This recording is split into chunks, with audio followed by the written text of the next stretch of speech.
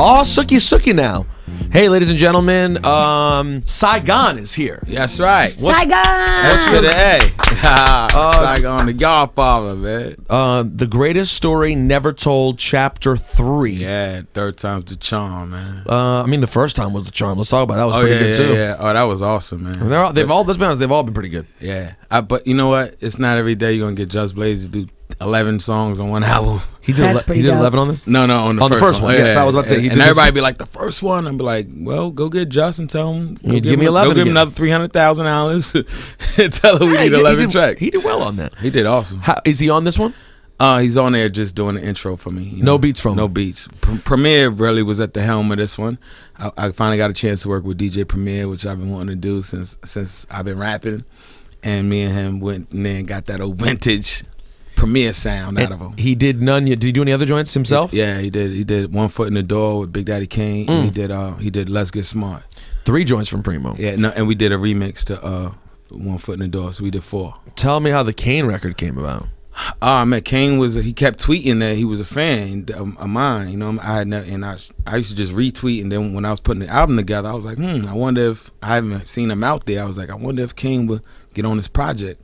So I just tweeted him, and then he tweeted. He was like, "Hit me with your number." We started talking, and I let him know what I wanted to do. And I kind of was like, "Yo, I'm kind of like gonna diss you on the song, and I kind of want you to come, you know." And there was a concept to the song. Yeah, it was a concept, and you know, and he was like, "Yo, I'm with it," and I was like, I thought he was joking, but he was like, "Yeah, I'm with it." So he did the record, and man, having Big Daddy Kane on a song to me is big. I mean, come on, it's bigger than having Jay. I had a record with Jay, and this is to me personally the biggest was thing. A bigger thing because I grew up like cutting my eyebrows up and flat top and all that. I was about to say, is Kane the kind of person that no matter what, like you know, you've had.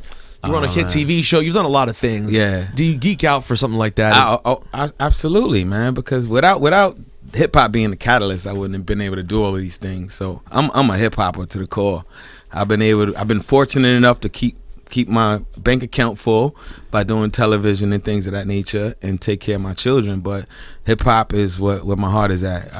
You know, we talk sometimes. Yeah, no, of course. I know you're a real. I feel like you feel about wrestling about hip hop. Well, don't worry. I feel the same way about hip hop. I know. So you have a new venture.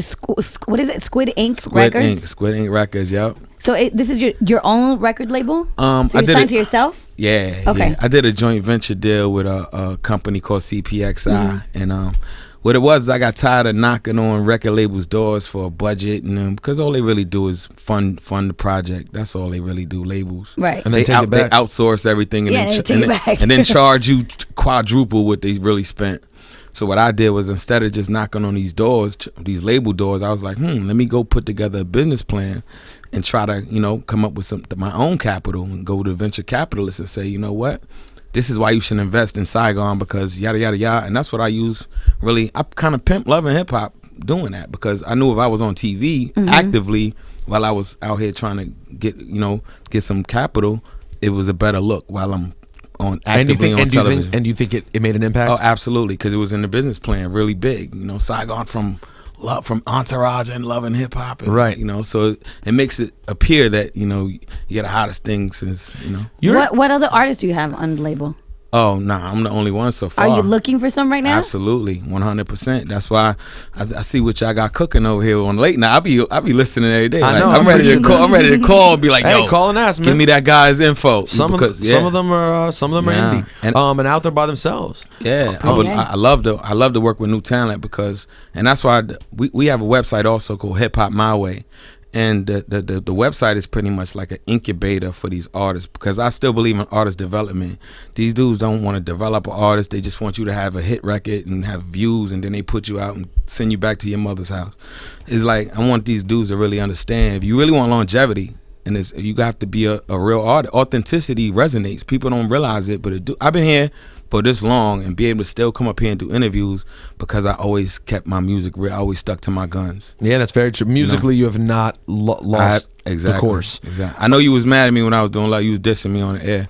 No, I made fun of you when you doing Love and Hip Hop. Oh no, I didn't. I didn't see. Yes, you did. You said nobody cares about these. Oh yeah, I forgot. Your storyline got a little boring. That's the thing. It did. You know why? My son was on it, and I was telling homie like, homegirl on the show, I was like, no, we're not to turn up. No, we have our baby. But right, exactly. You can't be surprised that it got can't be, bored because I knew you didn't want to be. I knew you were can't doing throw it. my baby in the air. Right, Like, you were can't turn up. Exactly. No, you were doing it. Throw my baby. You honestly turn up. Honestly, it was gonna be a hard situation for you to win with me on that show because I don't want to see you turn up, but then I don't want to see you But boring. you know what? Just Blaze told me not to do it. Sway told me not to do it. They was like, Saigon, no, not you. And I was like, but I have a plan, and you know. And by and large, you got away. You got. Do you think you got through it unscathed? Is there anything any residual effects you didn't like from the show? Yeah, and it has nothing to do with like the actual show. Is that I haven't seen my son since March.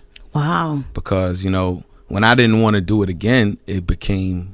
Oh, you're cutting a problem. You're cutting into her being hot out there. Yeah, now I'm on child support. I wasn't on child support before that, and now I was like, oh, word? Okay, I know how to get you. I'm gonna hit you in the pocket. But it's cool because we're in court, and I'm sure it's gonna work in my favor, and I will be reunited with my little man. I miss my son. My son is like my little.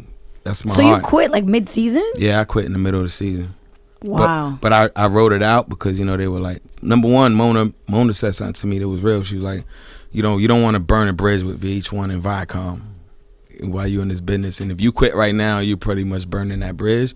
And number two, Mona's cool, so you wrote it out for the season, but you're like, I'm just not gonna come back. Yeah, I was like, get me out of here. Let me get out of dodge this bullet, and because I start to assess that what they were doing, and it was pretty much drama. Like, that's for you. But you knew that going into it. I knew it, but I thought I could manipulate it, and I couldn't. It's very hard. Yeah, it's very hard. If you can't sit in the room and edit with them. Exactly, because you guys know, because you did it. And in our case, it wasn't dramatic. It wasn't like in that case. For me, it was just like losing jokes. I'd be like, no, we did this thing 5 times, and it was funny, and y'all took the one cut that wasn't. How did you not perceive? So, anyways, I think there are a lot of things I think are interesting about you. I think you're an interesting character in hip hop. Both because of really positive things, and mostly because of your talent. Thank you. And your natural ability as an MC, and the way that you tap into emotion. The same way that you're a great rapper is what makes a great radio personality a great personality, which is that you give all of yourself completely, honestly, 100%. Absolutely. And some of that is also exposing your negative traits, which I think you've been so real about, and that's what makes you a compelling dude. It's funny because when people were saying, yo, you went on TV, and I said, if you look at my career, my first single was called Pain in My Life. Yeah. So I was always giving you my story. But that was the one thing I always thought about both you and Budden on Love. I'm like, they're both emotional dudes. Emo rappers. You're emo rapper. You're like hardcore emo rappers. Yeah, exactly. You know what I'm saying? It's not like atmosphere emo rap. Exactly. It's like hard. Yeah, but that's really who you are. So there's not that big a. It wasn't. But if there was, I don't want to keep talking about it. But if Homegirl would have followed my lead like I asked her to, it would have been a good thing, because a lot of people were in that position to where they have a child and they have to co-parent, but they're not together, and that's that demographic. The Love and Hip Hop, appeals to the young black 18 to 25. That's their biggest demo, and a lot of those are quote unquote baby mamas. That's so I'm like, and you thought you could have been a positive example to show them that two people can co-parent without being together, because a lot of dudes use that as an excuse to not be in a kid's life. You keep saying though she didn't follow your lead, so what exactly did happen? The producers got when they showed up with the car, the Ciroc was on deck. There was things said to me between me and her that was never said in real life. Like, I was never called abusive. I was never called a deadbeat. And she went on the camera and started, you abusive? I don't even talk to you. But I was like, I get what she's doing. She realized the more we argue, the more the cameras stay on us. Right. Yep. And when we don't argue, they go, let's go find who's arguing. Yeah. That's so true. Once she was in it for the spotlight. But God bless her. I hope everything works out for her. Did you hear the other day? I did an interview actually, and right in the same seat, and Wale. Oh yeah, name dropped you. That was big. Shout out to Wale, man. And he was just one of the many artists who like clearly cites you as an influence. And he was like, greatest story never told, one of the greatest albums ever, but it didn't get its proper light. It was all part of that conversation. That interview was good, man. He was saying some true stuff, because there's artists like John Connor, like even when Joel Ortiz was on Aftermath, he went through that same thing. A lot of artists go through it. Like Papoose was on Jive. They gave Papoose a $1.5 million deal on Jive. You know what I'm saying? But you got to let people grow organically. You can't, every artist ain't hit them out the park. So these labels start to see that and they go, oh man, this guy could sell 1 million. It's kind of like we got caught up in that ringtone rap era. Yep. We got so caught up in that they more cared about having that one song that was gonna make them money than letting you build as a career. If you look at the artists who's still around, they were able to have a strong foundation. Like there's no chick record on Illmatic, there's no strip club record on Reasonable Doubt, there's no record. Now they're like, where's your strip club record? I don't go to strip clubs. Why do I need a strip club record? That's not a reflection of who I am. I don't even go to nightclubs. So why should I make records to appeal to somewhere that is not even me? Do you you appear to be, in my estimation, in the calmest of spaces I've ever seen you in. Yeah, I am. Would you say that's true? Absolutely. 100%. Like you don't even when talking about the situation with the TV show and the girl, like you don't seem you could, because I've seen you turn up quickly before. It doesn't seem like it's in you right now to do that. Because I'm in a good space. I have the best situation in my life as an artist. This is the situation I've always dreamed of having, to where I can put out I wouldn't be able to get Big Daddy Kane on a record if I was still on Atlantic. I wouldn't be able to, because they would say, oh, he's not relevant. But to a hip hop head, he's more relevant than anybody you can name almost. So we looking at the same picture from two different perspectives. So when I was able to go in there and get it to where I can finance my own project and still, pay the people what needs to be paid for something that gives it the right light, that's an artist's dream, man. If I was an artist, right, how would I get your attention to be a part of your record label? Post a picture of your boobs. Shut up. Sorry. He's right. No, I'm just kidding.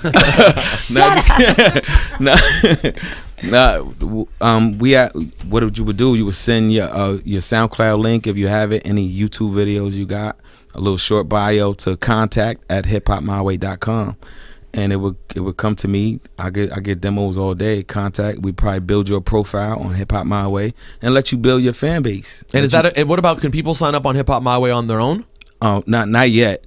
So as of right now, you guys have to put people on. Yeah, because we have to. We do a lot of advertising, because we were a big advertising company. So we have to scan. We have to make sure it's not nothing crazy, because people will upload some crazy shit, and then the advertisers see it and be like, "Oh, we pulling our ads," and that's how we make a lot of our money from advertising. So you want to be mindful of the content, while also finding good music. Yeah, absolutely. All right, so let's play a song. You want to play Nunya? Let's play Nunya. Yeah, none of your business. Produced by DJ Premier, the legendary Premier. Saigon is here. It's Hot 97. Hey, it's out right now. The Greatest Story Never Told, Chapter 3. Third time's a charm. Troubled Times of Brian Carinard. Yeah. You have a cool last name. I know, right? That's it. Carinard's like a pretty. You like? It's really. It sounds like a clothing line, like the Carinard collection. Actually, that's not bad. That's not bad. Right? I was gonna say it sounds like an author's name. Also, true. Like Carinard. Hey, Random, are you gonna be in the Entourage movie? Yes, I shot a lot of scenes for it with Doug Ellen and Jerry Ferrara. It's happening. So they wanted you. You don't know? Do you know really how significant your role will be until the movie comes out, or? Oh no, my role was I don't have like I got a few scenes. I don't have like a steady role like I did in the show. But you pop up. But I pop up, yeah. Well, that's still pretty dope. Was it fun doing it? It was fun. It was probably more funner than doing the show, because I was out there for like a week, and some of the cameos I can't say, but I got to meet a lot of great people, man. People who I just felt like I was watching TV in real life. Like, oh shit. That's so. Here's where we get some good dirt for this show. Who got the most tail? Who got the most tail? Yeah, of the Entourage. I mean, there's a lot of people around there. Mark Wahlberg. He's the one. Well, he gets the most everything. Yeah, but out of those guys, Jeremy Piven taught me something, right? Because sometimes I strike out with the ladies and shit. He seen me striking out, and he's like, "Yo, Simon, man, I notice you striking out a lot with the ladies." I know, right? They don't recognize. They don't recognize. So this is what he does. He said, "I'm gonna show you how to get the number, man. It's kind of creep, but I do it, so you can do it." He says, "What you do is you see one you like, and you say, 'Hey, how you doing? I love you. You're looking good. I'd like to take a picture with you. You want to take a?" So everybody's open to take a picture, because they got it done up all nice. So you take the picture, boom, and then You want me to send it? You show them the picture, and you go, "Oh, this picture came out great. I gotta send you this picture. What's your number, real quick?" No. And then when you send it, you get that. Yeah, you bamboozle the number. On, yeah. But I learned it from him, so I didn't feel bad doing it, and it worked. It worked like a charm. I believe that. That is strong. Wow. That is something I'm not gonna do. Please don't, Rosenberg. No, don't do that. Your wife will kill you. Yeah, man. I'm good. Yeah, that is very good though.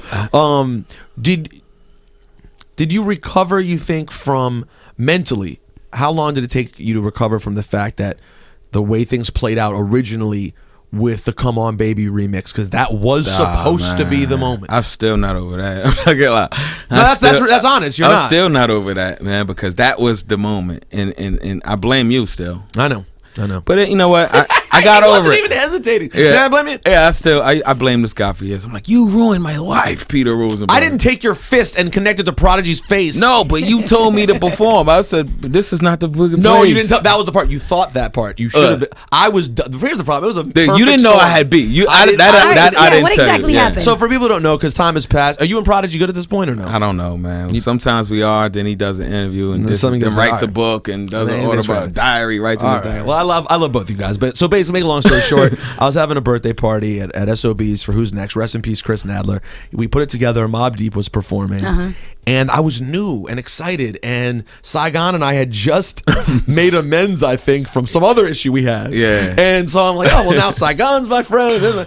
You want to come perform? And he's like, yeah, I'll come perform. Now, here's the part that Saigon will leave out. Yeah, I didn't tell him. He didn't say anything. I didn't tell him I had beef with these guys. And I didn't realize that the beef was that serious. Yeah. And now it's a who do you want to listen to depending on like what actually went down.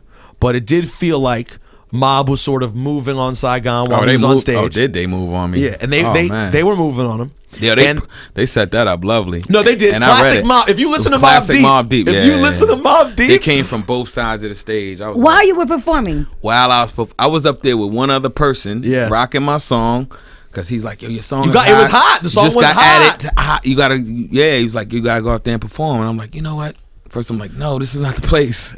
No. Then I was like, you know what? I'm gonna do it. And I went on there. And while I'm on stage, and you can see the video if you go look on YouTube, it's still there. These dudes, guys, but you don't see them getting on stage. No, but now see, once I knew, and again, once that happened, I was like, oh. See, but if you know the whole story, like we do now, when you go back and watch it, it makes more sense. You can see like because Havoc comes up to him, and Havoc's my guy. Shout out to Havoc. He puts his arm around him like, oh. And at the time, of course, I'm an idiot. I'm like, look, funny? They're so happy. They're great friends, and they're rocking with the song. It ain't like they acting like it's beef. They up there. I'm like, so Saigon punches Prodigy, and it wasn't so much. Wait, so you threw the first punch? Yeah. But why? That they were rocking with your song. They were, but then after I got finished, some guy grabbed me from behind. Yeah. So what I did was I put my back.